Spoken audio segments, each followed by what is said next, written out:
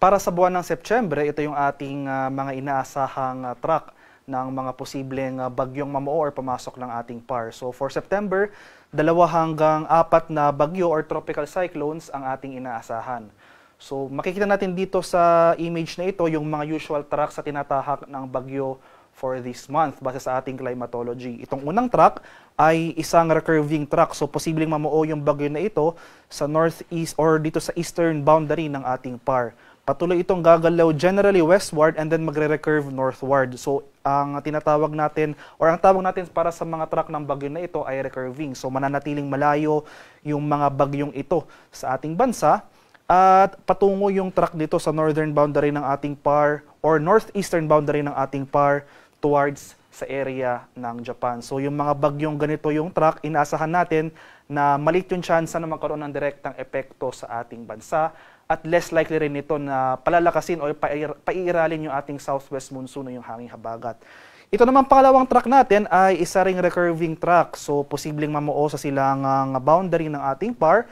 Gagalaw generally northwestward patungo naman sa northwestern boundary ng ating area o area of responsibility towards sa bahagi ng Taiwan. So, recurving track rin ito. Pero as compared sa unang track, yung track na ito, mas mataas yung tsansa na magkaroon ito ng epekto sa ating habagat. So more likely ito na palalakasin yung ating southwest monsoon. So yung pangatlo naman nating track ay isang landfalling track. Posibleng yung movement ito generally northwestward pa rin, no?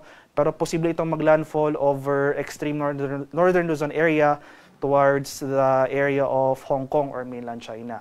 At sa pang-apat naman nating track, landfalling track rin ito, possible landfall over the southern portion of Luzon patungo sa area naman ng Vietnam. So para sa buwan ng Setyembre, inasan pa rin natin yung pag-iral ng habagat. Kaya kung may bagyo tayo, kahit na mananatiling malayo ito sa ating bansa, especially kung yung track ng bagyo na ito ay kamukha itong pangalawang track, asahan natin yung posibleng paglakas na ating southwest monsoon. So maulang panahon na ating posibleng maranasan sa kanlurang bahagi ng ating bansa sa case na ito. At para naman sa ating latest satellite images, huling namata nitong low pressure area na ating minomonitor kaninang madaling araw sa layong 695 km silangan ng Daet sa may Camarines Norte. So nananatiling maliit yung tsansa ng nasabing low pressure area na maging isang ganap na bagyo within the next 24 hours. Dahil sa pinagsamang epekto ng sama ng panahon na ito at ng southwest monsoon o yung habagat, makakaranas tayo ngayong araw ng makulimlim na panahon at mataas sa tsansa ng pag-ulan sa malaking bahagi ng Central and Southern Luzon, including Metro Manila, pati na rin dito sa buong Visayas. Samantala, sa rest of Luzon, dito sa Northern Luzon, pati na rin sa buong Mindanao, ay inasahan natin ang mas maaliwalas na panahon, bahagyang maulap hanggang sa maulap na papawirin at may tsansa pa rin ng mga localized thunderstorms. At ito naman yung ating heavy rainfall outlook sa mga susunod na araw. So ito yung ating weather advisory na inisyu kaninang alas 5 ng umaga.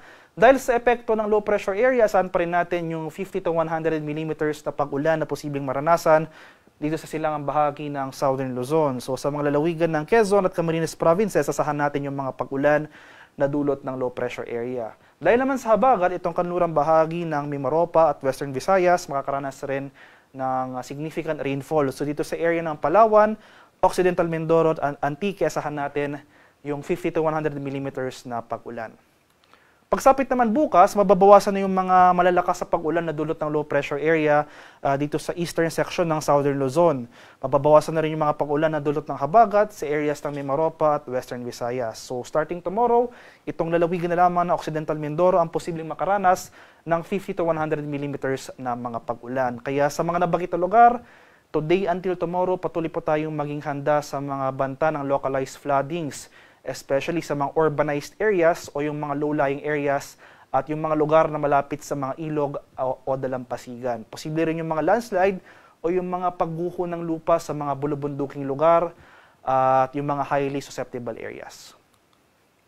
At ito yung ating magiging lagay ng ating panahon ngayong araw for Luzon. So dito sa area ng Metro Manila, at malaking bahagi pa ng Luzon makakaranas sa makulimlim na panahon. So isa-isahin po natin dahil sa epekto ng low pressure area, makakaranas tayo ng makulimlim na panahon at mga kalat-kalat na pag-ulan, pagkulog at pagkidlat dito sa area ng Bicol Region, sa lalawigan ng Quezon, sa mga lalawigan rin ng Bulacan at sa may Rizal.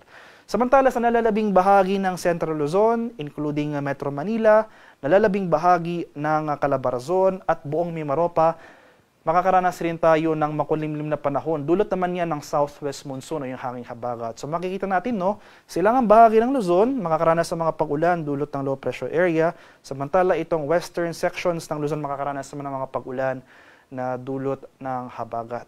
Kaya patuloy po tayong maging handa at alerto sa mga flooding or landslides over these areas, lalong-lalo na kung continuous yung mga pag-ulan na ating mararanasan.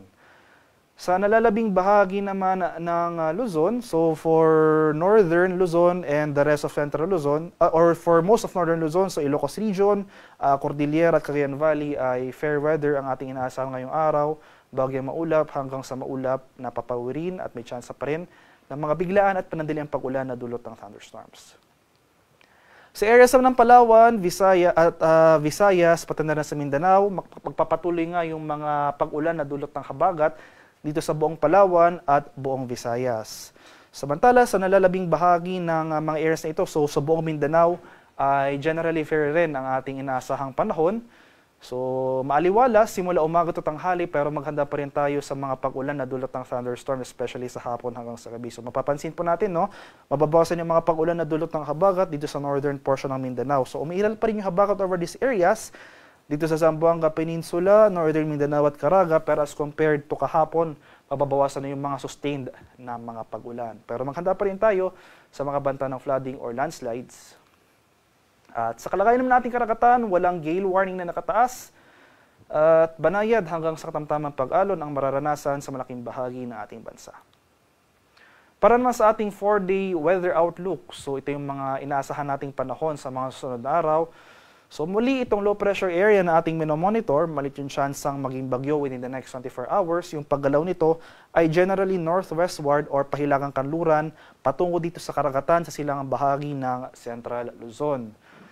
So hanggang bukas, magpapatuloy yung mga pag-ulan na dulot ng habagat at ng low pressure area na ito dito sa Central Luzon, including Metro Manila, Calabarzon, Mimaropa at sa buong Visayas. Pagsapit naman ng Miyerkules, mababawasan na yung mga pag-ulan over Central and Eastern Visayas.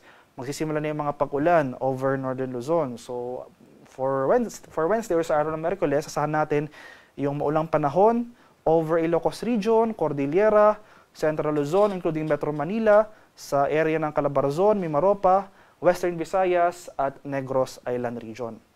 Pagsapit naman ng Huwebes hanggang sa Biyernes, mababawasan na yung mga pag-ulan over Visayas and most of Southern Luzon, pero magpapatuloy yung mga pag-ulan na dulot ng habagat dito sa may Ilocos Region, sa may area ng Cordillera, Central Luzon, at dito sa kanlurang bahagi ng Mimaropa, dito sa area ng Palawan. Kaya sa mga sunod na araw, patuloy po tayo mag-monitor ng mga localized advisories na ini-issue ng ating mga Pag-asa Regional Centers dahil posible pa rin yung mga tsansa ng localized thunderstorms. So ito yung mga malalakas sa pag-ulan sa bandang hapon hanggang sa gabi. So kahit panandalian lamang yung mga pag-ulan na ito, kung may kalakasan, posible pa rin ito magdulot ng mga pagbaha o pagguho ng lupa.